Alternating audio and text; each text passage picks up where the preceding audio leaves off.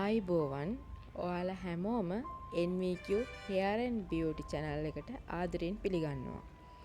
ඉතින් වැඩි කතා නැතුව අපි යන් අපේ පාඩමට.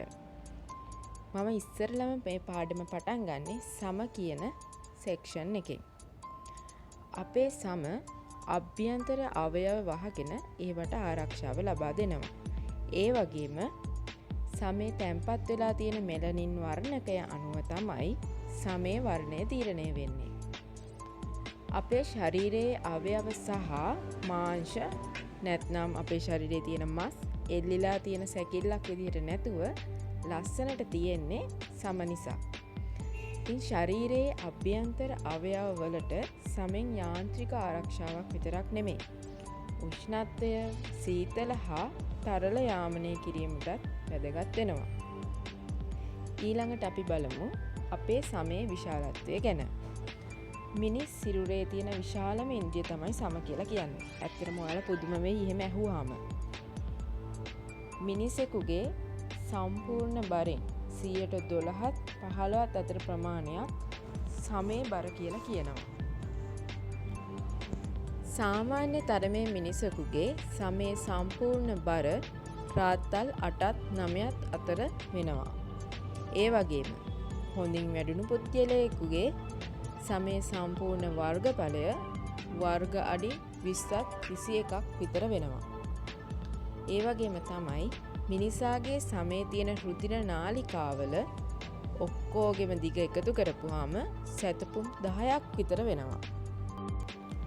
ඒ වගේම තමයි මිනිසාගේ සම ජල පරිවාරකයක් විදිහටත් ක්‍රියා කරනවා. ඒ නිසා අපේ ශරීරයේ ඇතුළට වතුර යන්නේ නැතුව අපිට ඕනම ජල ප්‍රභවයක පිහිනීමේ හැකියාව තියෙනවා. අපේ සමේ සෛල වටේට ජල පරිවාරක ලිපිඩ තැන්පත් වෙලා තියෙනවා. මේද අම්ල, කොලෙස්ටරෝල් වගේ දේවල් තැන්පත් වෙලා තියෙන්න පුළුවන්. මේකෙන් ජලය කාන්දු වීම වැළකෙනවා. රෝම කූප වගේ සිදුරු සහිත ස්ථාන හැර සාමාන්‍ය විදිහට තියෙන සමේ මේ විදිහට දෙදිශාවටම ජලය පරිවර්ණය වෙලා තියෙනවා. ඒ වගේම පීඩනය හඳුනා ගන්න සමේ ප්‍රතිග්‍රාහක වර්ග 4ක් පිහිටලා තියෙනවා.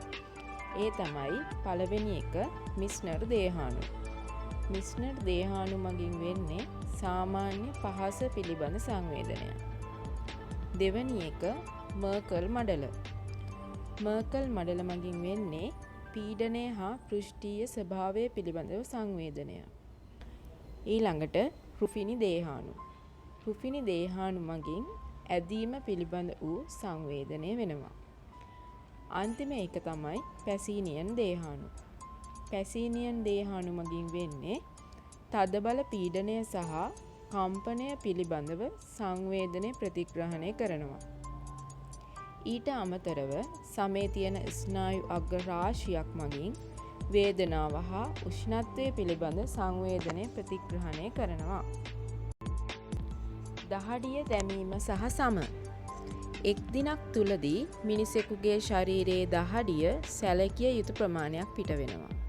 රස්නේ දවසක නම් සාමාන්‍ය ප්‍රමාණයේ ශරීරයක් තියෙන මිනිසෙකුගේ සමෙන් දහඩිය ගැලුම් 2-3 අතර ප්‍රමාණයක් බැහැර වෙන්න පුළුවන්.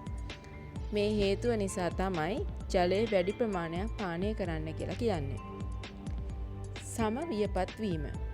අපි කාටවත් අපේ තාරුණ්‍ය මුළු ජීවිත කාලෙම රැකගන්න බෑ.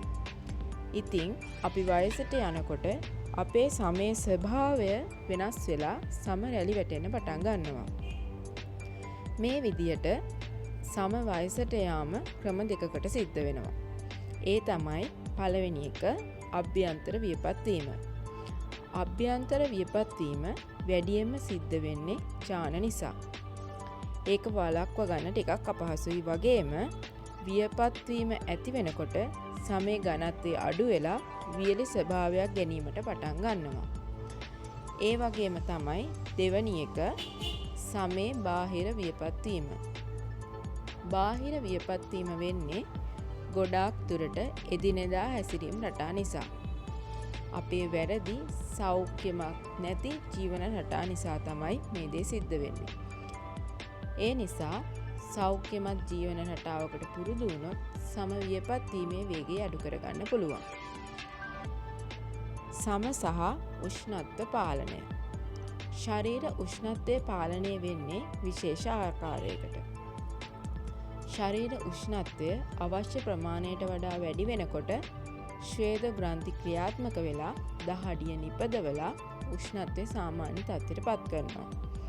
ඒ වගේම ශරීර උෂ්ණත්වය අවශ්‍ය ප්‍රමාණයට වඩා අඩු වුණාම, ඒ කියන්නේ අපිට සීතල දැනුණාම රුධිර නාල සහ සමේ සෛල සංකෝචනය වෙලා ශරීරයෙන් තවදුරටත් තාපය හානිය අවම කරනවා. වගේම උණුසුම් රුධිරය සමේ පිටත ස්තරවලට ගමන් කිරීම අවහිර කිරීමෙන් ඒක සිද්ධ කරනු ලබනවා.